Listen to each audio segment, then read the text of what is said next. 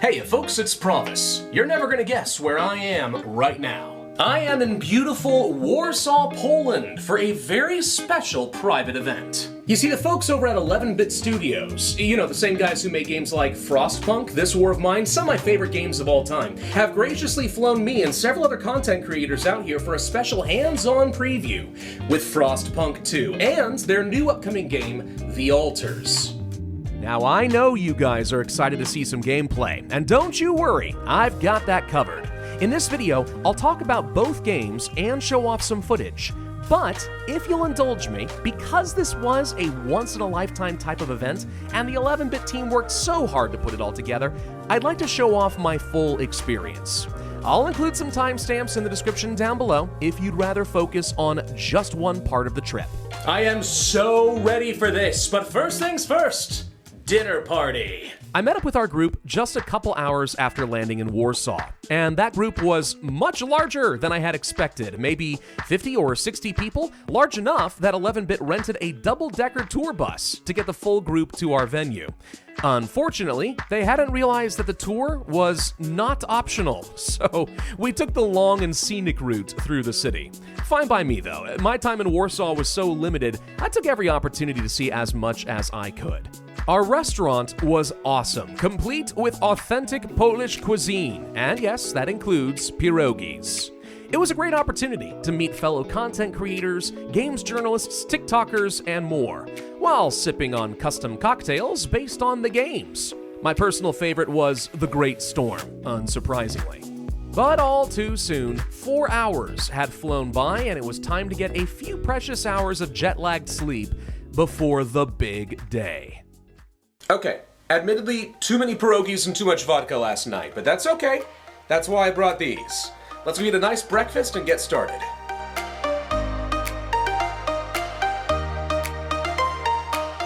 Now, it's time to play some games. We were set up in a local art museum, completely refurbished and decked out with Frostpunk and Altars-inspired art and props. The games directors and communication leads gave us a quick rundown on both games, and started us off with a 2.5-hour session of The Altars. Now, if you're like me, perhaps you hadn't heard of The Altars before this event. No worries, I'll bring you up to speed. The Altars is a new sci-fi adventure being developed by the same team that made This War of Mine. Now, on its face, it looks like a blend between survival adventure and base building, and it is those things, but it is also a social and emotional management game. Now, if that sounds like a very ambitious combo, it is. But let me explain the premise for the game, and I think you'll start to understand. You play as Yondulski, a worker stranded on an alien world after his entire crew dies under mysterious circumstances. Jon has to rely on his mobile base to protect him from the elements and a deadly sun, but on his own, he has no hope for survival. His only option, then, is to create clones of himself. Well, no, clone isn't quite the right word. A clone with the same skill set wouldn't be of much value. But what if there was a way to alter life choices in Jon's past? What if you could see the branching paths that were before him and create a clone with new memories, life experiences, careers, and personalities? Our version of Jon might be a humble builder, but if you changed a few details in his childhood, like standing up to his abusive father instead of running away, he can create a clone that would have followed a path to become a stubborn technician, or a pragmatic scientist, or a depressed miner. It's a blend of life experiences, constantly driven by the age-old what-if question that most of us ask ourselves at some point, that gives Jon the tools he needs to survive this hostile world and piece together the mysterious goals of his corporate sponsor. Next, you're probably wondering what the gameplay is like. Well, it's a mix of a lot of things, kind of like This War of Mine meets Oxygen Not Included meets Ixion. One moment, you're out on the planet's surface, searching for critical resources, removing obstacles, and dodging anomalies in pockets of radiation. Then the next, you're on the base, building modules, crafting tools or meals, and of course, talking to your alternates. And the latter is definitely the most fascinating part of the game. You see, each Jon has their own memories that have defined their personality.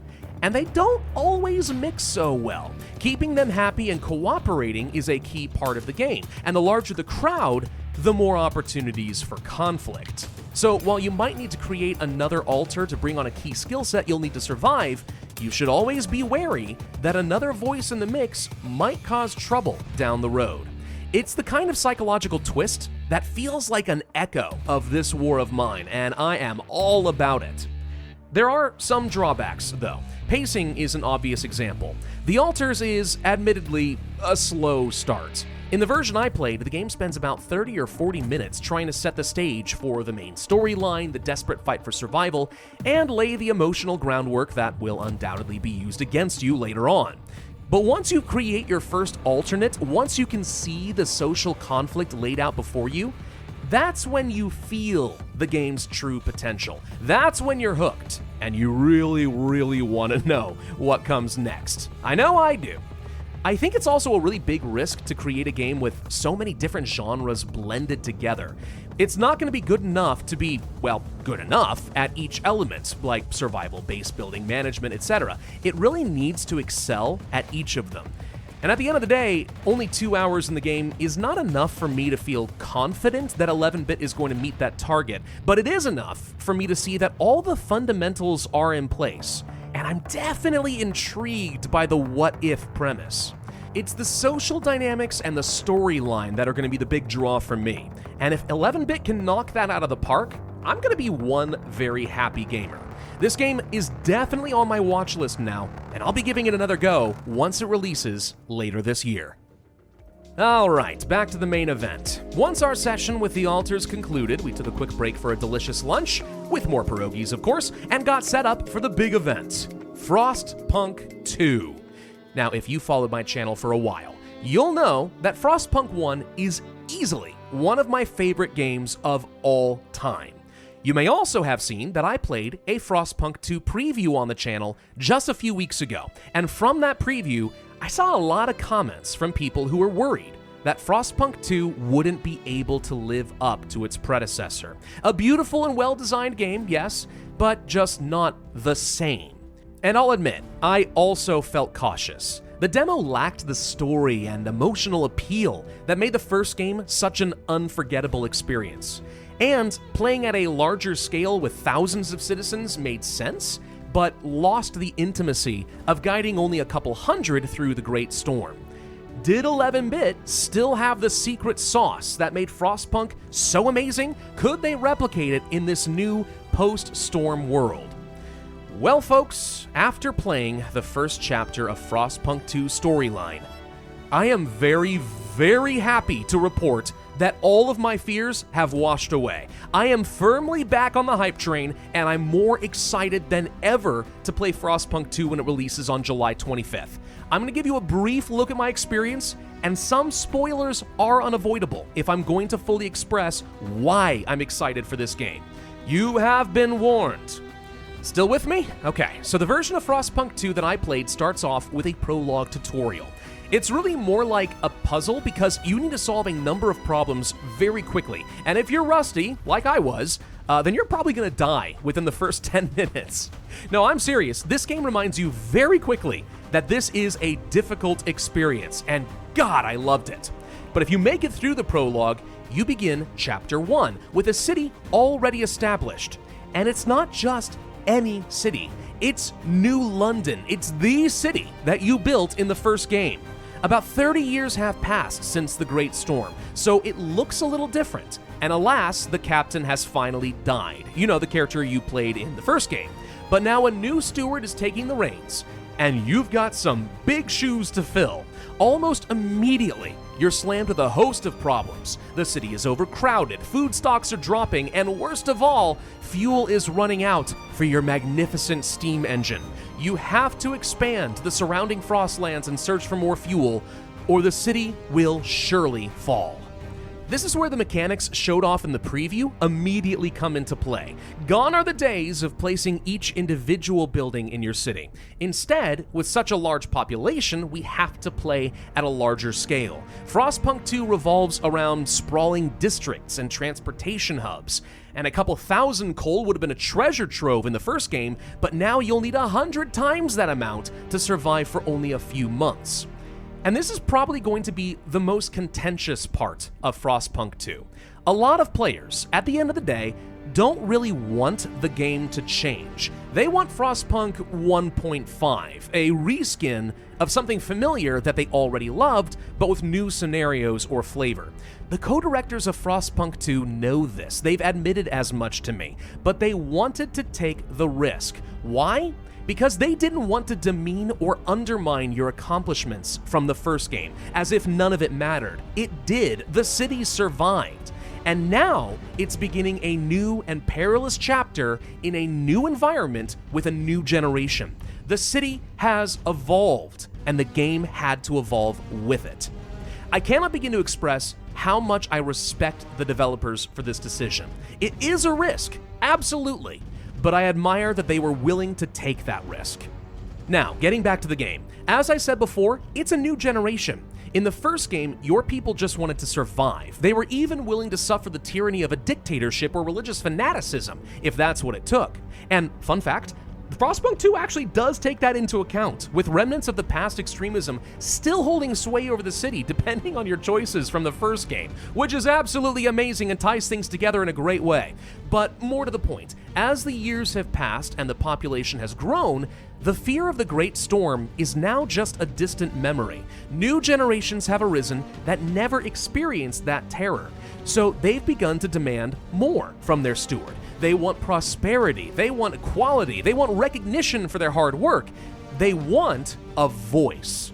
And thus the creation of the Council, a representative government to hold you, the player, in check. If you want to pass laws or alter the livelihoods of your citizens, you need a consent from the majority, which means negotiating and bargaining with the various political factions in New London. There are only ever going to be 4 factions at a time in a playthrough, largely falling on a simple 2-party political spectrum with moderates and extremists at either side. But there are apparently a lot of these factions, because each content creator I talked to after the event had a completely different experience in their city than I did. This is easily one of the most innovative features in the game, and it's going to add a ton of replayability. There are other features that caught me by surprise as I played the game. For example, exploring the Frostlands was always a critical part of Frostpunk 1, but we never had the option to settle out there. We could build like small autonomous outposts, sure, but there are cases in Frostpunk 2 where you'll need to build a whole new minor city. And yes, that means managing heat, food, housing, and other necessities at the same time as managing New London. Logistics between settlements is going to be critical, and I can only imagine what type of political ramifications there could be in future chapters. So many possibilities. God, I'm just geeking out even thinking about it. But above all, I should really emphasize that at the end of the day, this feels like a Frostpunk game. Yes, it looks and plays differently. It is different. But that same frantic sense of urgency, that same wariness of the weather forecast, those same moral choices where you feel like you can only make the best of a bad situation, it's all there. If there's anything that this demo has accomplished for me, it's that it tied all of the loose elements and the new game mechanics to a foundation that I recognize, that fills me with nostalgia. And it lets me play a key role in bringing the city, my city, into a new era. And then at the very end of Chapter 1, I was faced with a choice that would completely alter the path for New London and the future of humanity. But I guess that goes a little too far into spoiler territory. You'll just have to find out what happens when the game comes out. Look, I've already spent a lot of time talking about Frostpunk 2. I could seriously go on for hours, but here's the takeaway. I, Pravus, am a self-professed Frostpunk fanatic. I have high standards and hopes for this game, and I definitely sympathized with the cautiously optimistic crowd who worried the game would be too different to capture the magic of the first game. But now, my faith has been restored. and I will be playing the heck out of this game when it comes out. In short, discontent falls, hope rises. I would also be completely remiss if I didn't give a shout out to a pair of cosplayers that were invited to the event by 11-bit just to build up the immersion for the players. Did you know there's a Frostpunk cosplay chapter in Warsaw? I thought I was doing pretty well with my bomber jacket and steampunk goggles, but these ladies knocked it out of the park. Well done, all around. Okay, so I'm now back from the event. It's about 5 p.m. That's a full day of playing games and experiencing whatever else the devs had for us. That was a lot of fun. That was so freaking awesome. I'm very excited about both games, but of course Frostpunk 2. Oh, so good. Anyway, all right, I got a little free time. Next on the agenda, a certain Vodka museum. Yeah, this is gonna get wild. Yes, a Vodka museum. 11-bit Studios had rented it out for the night, so all of the remaining gamers and journalists ate one final dinner together, with plenty to drink, of course. I even got a chance to take a 40-minute tour of the history of Polish vodka, complete with a tasting at the end. Turns out I love rye vodka. Who knew? And now, just after midnight, the event is finally done. Okey smokes, what an incredibly fun day that was. An entire day of getting to play around with the altars, and of course Frostpunk 2, ending with the Vodka Museum. I even had an opportunity to spend like almost an hour just sitting with the co-directors for Frostpunk 2 and asking them all sorts of questions about some of their design process, what they've been really excited about, the risks that they're taking by making the game different, and where they think it's still going to work out really well. Fascinating to listen to. I have so much respect for these developers and what they have been creating. And seeing behind the curtain and getting that early hands-on preview has been just so very cool for me. So a huge thank you to 11-bit Studios for putting this on. I had a lot of fun, an absolute blast. And I hope you guys watching this video get a little taste of why I'm excited, because yeah, I got a lot to cover in the upcoming months as these games come out, and I'm going to be very excited for it, and I hope you guys are too. In the meantime, though, I have like a 14-hour flight starting in about 5 hours, and I need some sleep, so thank you all very much for watching. Please be sure to like and subscribe. Leave a comment down below about what you thought was exciting and what you're looking forward to seeing. And of course, I will see you guys next time.